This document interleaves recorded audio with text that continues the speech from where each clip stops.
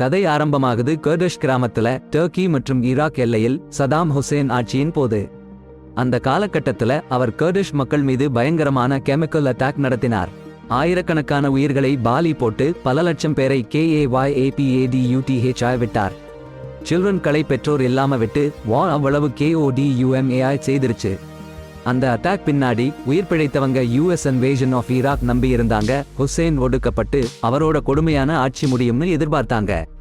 அப்ப நம்ம ஹீரோ பிள்ளைகளுக்கு செல்லமா அழைக்கப்படும் சேட்டலைட்டை காண்போம். ஒரு சிறுவனா, கிளவரா, ஹெல்பிங் நேச்சரா இருக்கும். எல்லாரோடையும் ஃப்ரெண்ட்லி. அவன் ஆஃபன் சில்ட்ரன் கலை தலைவனா வழி நடத்துது. லேண்ட்மைன்ஸ் வயல்களில் இருந்து எடுத்து ஆர்ம்ஸ் டீலர்ஸ் கிட்ட விற்று அவங்க வாழ்க்கையை MEANTAIN பண்ணி வரும்.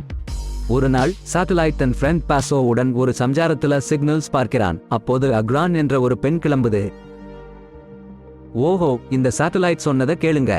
நம்ம பழைய ஆண்டனாஸ் எப்பவுமே சிக்னல் கிடைக்கவே கிடைக்காது. அதால அவரு நமக்கு ஒரு செப்பட்டியா சொன்னாரு. என்னன்னா சேட்டலைட் டிஷஸ் வாங்கிக்கணுமாம். அப்பதான் வரப்போற பத்தி நமக்கு நிறைய பிராட்காஸ்ட் கிடைக்குமாம். ஆனா இஸ்மாயில் அவரு சொல்றாரு அரசாங்கம் அதுக்கு தடை போட்டிருக்குன்னு. ஆனா கவலை வேண்டாம், நம்ம சேட்டலைட் சொன்னாரு செக்ஸி டான்ஸ் சேனல்ஸ் மட்டும் தடை பண்ணிருக்காங்க, நியூஸ் சேனல்ஸ் பார்க்கலாம்னு. அப்படி ஒரு ஆர்வத்தோட சேட்டலைட் டிஷ் வாங்க ஒரு பிளான் போட்டோம். ஆனா நாங்க கூட்டாக வாங்க முடிவு பண்ணியாச்சு தெரியுமா. அப்பதான் நமக்கு புரிஞ்சுது பட்ஜெட் பிரச்சனை நமக்கு. அப்பா, இங்கே ஒரு மாஸ் சீன். நம்ம சேட்டலைட் அவனோட நண்பர்களான பஷோ மற்றும் சிறு உடன் டவுன் மார்க்கெட்டுக்கு ஒரு கிகேத்த ட்ரிப் அடிச்சிட்டு போய் 15 ரேடியோக்கள் மற்றும் கொஞ்சம் பணத்துடன் ஒரு அட்டகாசமான சேட்டலைட் டிஷ் வாங்கி வில்லேஜ்க்கு திரும்பி வந்துட்டா. பிறகு கதை ஒரு விசாலமான பூமிக்கு மாறுகிறது. அங்கு நமக்கு அக்ரிங்கின் பெரியண்ணன் HOV சந்திக்கிறோம். அவர் ரொம்ப கவனமாக நிலத்தில் புதைந்திருந்த ஒரு லேண்ட் மைனை எடுக்கிறார். அந்த ஊர்ல பல பிள்ளைங்கள் மாதிரி அவரும் அமெரிக்கன் வைத்த மைன்களை எடுத்து லோக்கல் மார்க்கெட்ல விற்கிறார். அவர் விதவிதமான சவால்களை எதிர்கொண்டும் தன் தங்கையரை போஷாக்க பார்க்கும் பொறுப்பை ஏற்றிருக்கிறார். பின்னர் பஷோ சாட்டலைட்டுக்கு தகவல் கொடுக்கிறார் அந்த HOV மற்ற குழந்தைகளுடன் ஒரு புதிய மைன்ஃபீல்ட் போறார்னு. அங்க நிறைய மைன்கள் இருக்கிறது. அவருக்கு எப்படி தெரிந்துச்சோ தெரியல. சாட்டலைட் புதுப்பையனை பார்த்து வேலைக்காரங்க எல்லாரும் அவன்கிட்ட சேர்ந்துட்டாங்கன்னு தெரிஞ்சதும் கோபமாயிட்டார். ஃபோவை சந்தித்து கோபத்துடன் அவரை எதிர்கொண்டார். ஆனா அவர் அதை புறக்கணித்து அக்ரிங்குடன் நடந்து சென்று அவர்கள் குழந்தை தம்பி ரியாவை ஒரு மரத்திடம் கட்டி வைத்திருந்தார்கள். அப்படியே கண்ணு பார்க்க முடியாத சிறு ரியா அவசரப்படாம அங்க ஓடிக்கிட ஆரம்பிச்சிடக்கூடாதுன்னு அவங்கள கட்டி வச்சு இருக்காங்க. அப்போ அங்க சேட்டலைட் சொன்ன கிண்டல்களை கேட்டு HOV கோவப்பட்டு அவர் பக்கம் போய் தலையில மோதி நிலத்துல விழட்டுமார். அடுத்த நாள் சேட்டலைட் மற்றும் குழந்தைகள் ஊருக்காக புதிய டிஷ் அமைச்சு அங்க வில்லேஜ் முத்திரையையும் அங்க லோக்கல் கவர்னர் அவரும் சேர்ந்து இஸ்மாயில் ஹவுஸ்ல நியூஸ் பார்ப்பாங்க. ஊர் மக்கள் மற்றும் அகதிகள் போர் பத்தி அப்டேட் கேட்க சுற்றி நிற்காங்க. அங்கே சேட்டலைட் அகன் மற்றும் அவள் சின்ன குழந்தை அண்ணனை பார்த்து புன்னகைக்கிறார். ஆனால் அவ திரும்பி போயிடுறா. பிறகு சேட்டலைட் டிவில நியூஸ் சேனல் அமைத்துவிட்டு வேலைக்கு கிளம்புகிறார். உள்ளூர் பெரியவர்களுக்கு இங்கிலீஷ் புரியல. சேட்டலைட் டிரான்ஸ்லேட் பண்ணுங்கன்னு கேட்கிறாங்க. எல்லாரும் ஆவலோட கேட்க, ஆனா சேட்டலைட் சொல்றது புஷ் சொல்றாரு ரெயின் பெய்யுமாம் தான். மறுநாள் காலையில் HOV எழுந்திருக்க அவர் தன் படுக்கையில் இல்லை என கண்டுகொள்கிறார். உடனே அவர் அக்ரான் எழுப்பிவிட்டு ரியா பற்றி கேட்கிறார். ஆனால் அவர் தெரியாது என்கிறார். அதே நேரத்தில் சேட்டலைட் மற்றும் போஷோ அக்கம் பக்கம் சுற்றி வந்து ஒரு அகதி முகாமில் ரியாயை தனியாக கண்டுபிடிக்கிறார்கள். அவரை சந்தித்து ஆறுதல் கூறி அவரை HOV மற்றும் அக்ரான இடம் கொண்டு வருகின்றனர். HOV மௌனமாக தன் தம்பி ரியா தோளில் சுமந்து நடக்கிறார். சேட்டலைட் அவரை பின்தொடர்கிறார் மற்றும் அக்ரான மீது அவருக்கு உணர்வுகள் மூட்டம் வருவதாக உணர்கிறார். பிறகு போசோ ஒரு கலக்கமான செய்தியை கொண்டு வருகிறார். கிராமத்து குழந்தைகள் எல்லாம் HOV உடன் சேர்ந்து கனிமங்களை சேகரிப்பதற்கு புறப்பட்டுவிட்டனர். சேட்டலைட் இதை கேட்டு அதிர்ச்சியாகிறார் மற்றும் போஷோ இடம் விளக்கம் கேட்கிறார். அடுத்த நாள் கிராமத்து குழந்தைகள் ஒரு ஸ்கிராப் யார்டு நோக்கி நடைபெறுகின்றனர். அங்கு டிரக்குகள் ஏற்றிவிடுவதை கண்டுகொள்கின்றனர். அடடா, கேளுங்க பாருங்க, மிசைல்ஸ் குப்பைகளை சேகரிக்க குழந்தைங்க சம்பளம் வாங்கிக்கிட்டு அவங்க யார்டில அதை வச்சுக்கிட்டு இருக்காங்க.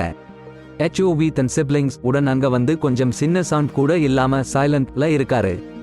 அப்போ ரியா தனியா அங்கே மிசைல்ஸ் குவியல்ல அலைஞ்சிட்டு தொலைஞ்சு போயிடுறா.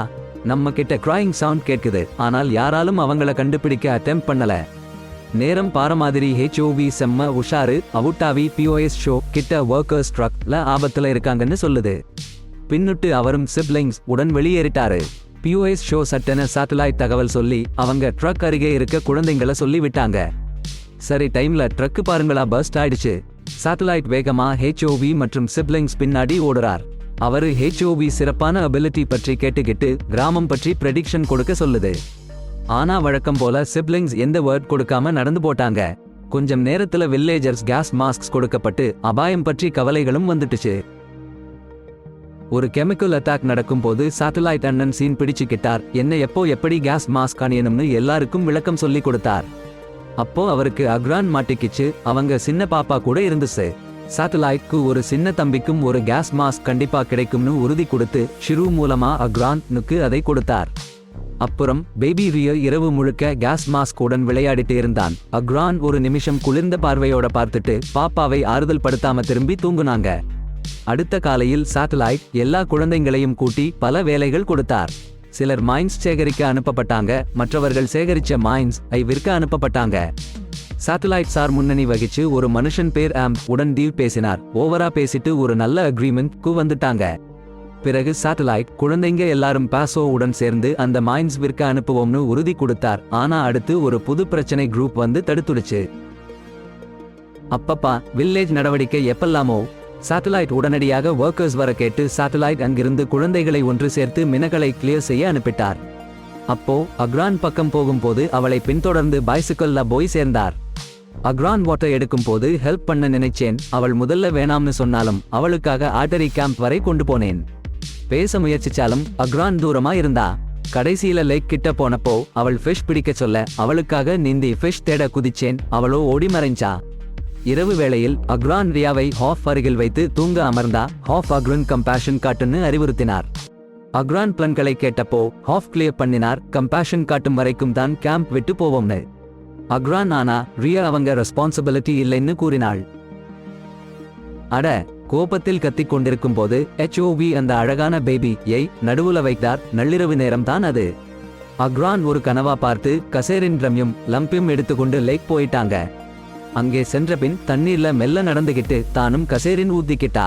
தீ வைக்க போறப்போ திடீர்னு பேபி ரியாவின் குரல் கேட்ட மாதிரி ஃபீல் பண்ணிக்கிட்டாங்க. அந்த உணர்வுல ஒரு எதிர்பாராத பாசம் தொடர்வசம் கொண்டு வந்து மீண்டும் டென்ட் ரிட்டர்ன் ஆகிட்டாங்க. இரவு முழுதும் பேபி அணைச்சிக்கிட்டு தூங்கிட்டாங்க. அதுதான் மறுநாள் காலையில் HOV கவனிச்சதும் ரியாவின் மூக்கும் வாயும் ரத்தம் வந்துட்டு இருக்கு. கேட்டாப்போ அக்ரான் தெரிஞ்சுக்காத மாதிரி பஹேவ் பண்ணிட்டாங்க. அப்புறம் HOV பேபி கழுத்து மேல ஏற்றிக்கிட்டு டாக்டர் கிட்ட ஓடிட்டாரு. அக்ரான் பின்னால தான் போனாங்க. சரியா போதே சாட்டலைட் அதே ரோட்ல இருந்துகிட்டு உதவ துடிச்சு HOV ஹெல்ப் பண்ணாரு. அதுக்குள்ள அக்ரான் தனியா ஒரு குவாய்ட் கார்னர்ல ஹில்னு ஒரு இடத்துக்கு நடந்து போயிட்டாங்க. அங்கே உட்கார்ந்து தங்கள் யோசனைகளில் ஆழ்ந்து போயிட்டாங்க. இதுதான் கதை சூடாக மாறும் நேரம். அகன் என்கிற பெண்ணுக்கு ஒரு கடினமான கடந்த காலம் இருந்துச்சு. அவள ஊரில் இருந்த லோக்கல் சோல்ஜர்ஸ் கொடூரமாக பலாக்காரம் பண்ணிருக்காங்க. அகனின் அண்ணன் HOV அக்காவுக்கு உதவ முடியாம கஷ்டப்பட்டார் என்ற காரணத்தால ரியா அகனின் மகன் என்பதால் அவளுக்கு அவன அருகிலே இருக்க முடியாது. அந்த பார்வையே அவளோட வாழ்க்கையை நாசம் பண்ணியவங்களை நினைவுபடுத்துது. இதையெல்லாம் விட்டுட்டு வில்லேஜ் திரும்பி வந்த HOV போர்க்காலத்தின் விஷன்ஸ் அடையார். உடனே சாட்டலைட் இந்த தகவலை கேட்டு வில்லேஜ் புறப்பட்டார். மசூதியில் மைக்ரோஃபோன் எடுத்து அங்கே அமெரிக்கன் சோல்ஜர்ஸ் வருகையையும் உடனடி தாக்குதல் நடக்கக்கூடிய அபாயத்தையும் எச்சரிக்கை செய்தார். இதை கேட்டு வில்லேஜர்ஸ் அருகிலுள்ள ஹில்ஸ் ஓடினாங்க. ஆனால் அக்ரான், HOV மற்றும் ராய் மட்டும் தனியா அமர்ந்திருந்தாங்க. சற்று நேரத்தில் சாட்டலைட் அவங்களை அணுகி ஏன் மற்றவங்களோடு சேராமல் இருக்கிறீர்கள் என்று கேட்டார். சகோதரர்கள் இருவரும் பேசாமல் அமைதியாயிருந்தாங்க. அப்போ அந்த சீன்ல இருந்து ஹெலிகாப்டர்ஸ் வந்து அந்த ஹில் மேல கிடையாது லீஃப்லெட்ஸ் வீசிட்டு போறாங்க. அதுல ரெசிஸ்டன்ஸ் ரெடி ஆகுங்க நு மெசேஜ் இருக்கு. அந்த நைட்டா அக்ரான் HOV கிட்ட நாம கேம்ப் விட்டு எப்போ போறோம் நு கேக்குறா. HOV ரெஸ்பான்ஸ் கொடுக்கிறார். ரியா நல்லா ரிகவர் ஆனதும் ஒரு 2 டேஸ்ல போயிடுவோம். ஆனா அக்ரான் சைல்ட் வரக்கூடாதுன்னு இன்சிஸ்ட் பண்றா. அவங்களுக்குள்ள சண்டையா ஆகுது. நெக்ஸ்ட் மார்னிங் அக்ரான் ரியா முதுகுல ஏத்திக்கிட்டு ஹில் ஏறிட்டாங்க. பின்ன அவர் ரியா மரத்தோடு ரோப் கட்டி பாதுகாப்பா கட்டிட்டாங்க. ரியா திடீர்னு விழிக்க அக்ரான் அவருக்கு லாஸ்ட் டைம் ஸ்ட்ரோக் பண்ணிட்டு நடந்து போறாங்க. ரியா அழுத்துக்கிட்டு அம்மானு அழைக்க ஆனா அக்ரான் திரும்பவே இல்லை.